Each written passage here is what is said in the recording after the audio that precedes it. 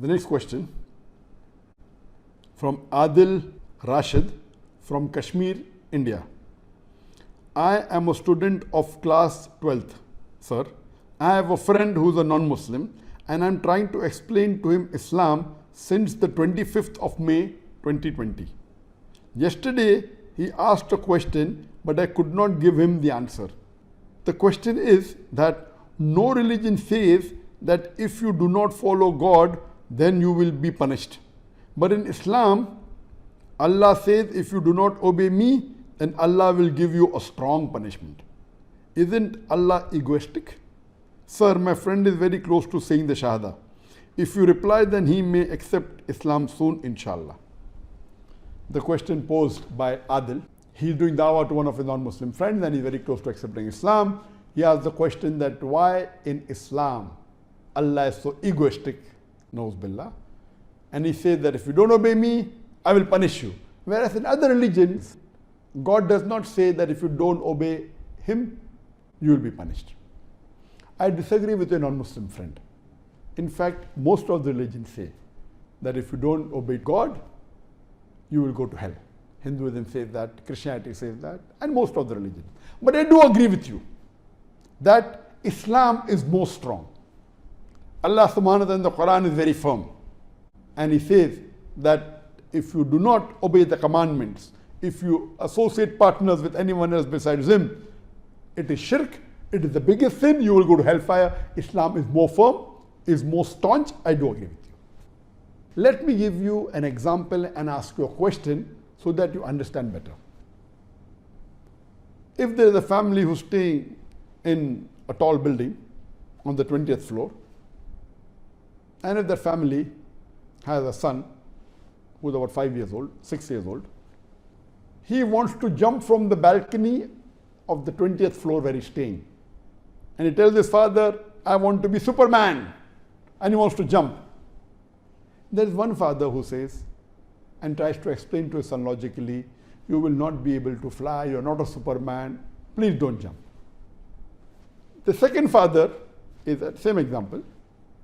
Another father whose son says he wants to jump from the 20th floor, he says, don't jump from the 20th floor, otherwise I'll punish you, I will not allow you to go down to play.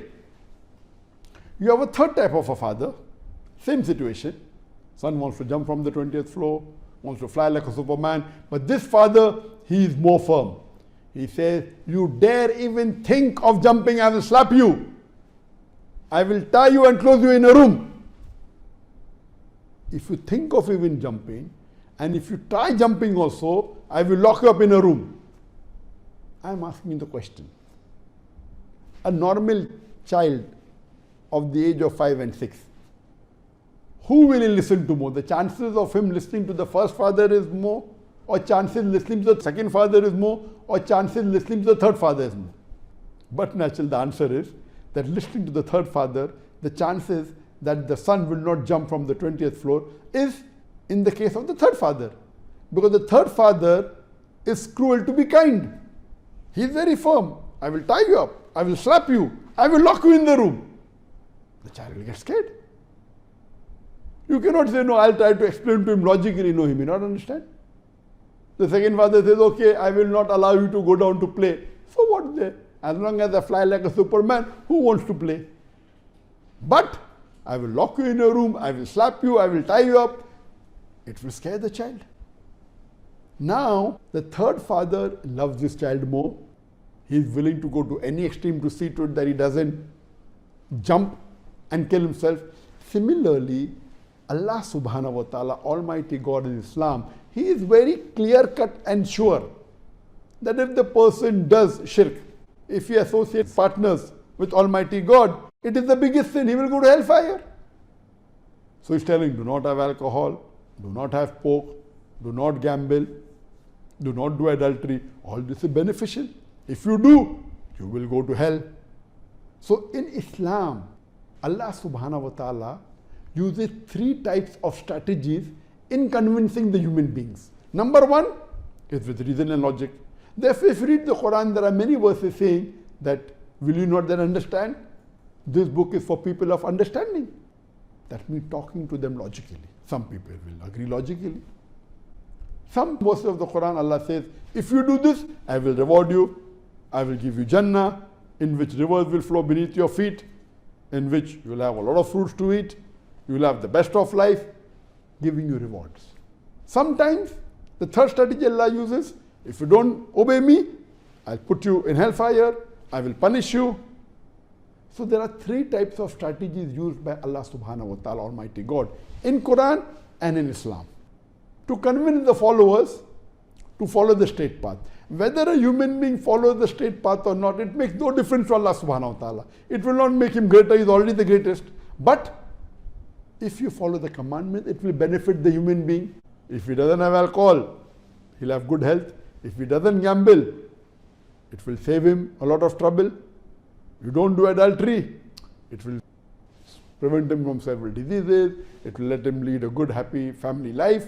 So all these things what Allah commands in the Quran and in Islam, what our beloved Prophet says in the Sharia, it is benefiting the human being, not Almighty God.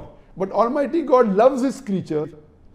Allah in Islam is the most loving, most kind, most merciful. Therefore, He wants His creation, the human beings, to follow Him. That's the reason Allah is very firm also, trying to give you a warning that don't do all these wrong things, otherwise it will be lost for you. And He even tells them that you will get punishment.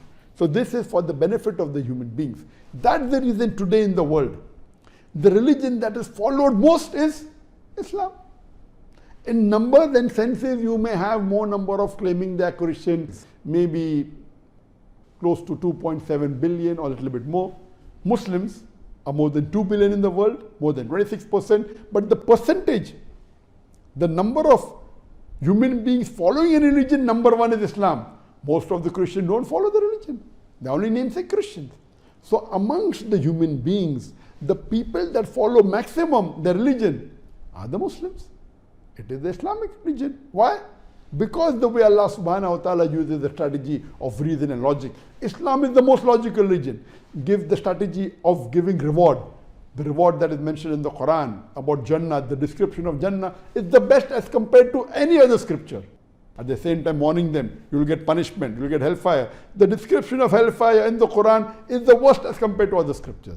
So the strategy used by Allah subhanahu wa ta'ala is the most logical, most rewarding, most punishing. That's the reason the people that follow the maximum in religion is Islam. And according to a survey which was done in Germany just about 1 year back, the people that are the most satisfied and the most happy are the Muslims because of this strategy. Hope this answer will convince your friend, and I pray to Allah subhanahu wa ta'ala that may He give hidayah to your friend and may he accept Islam.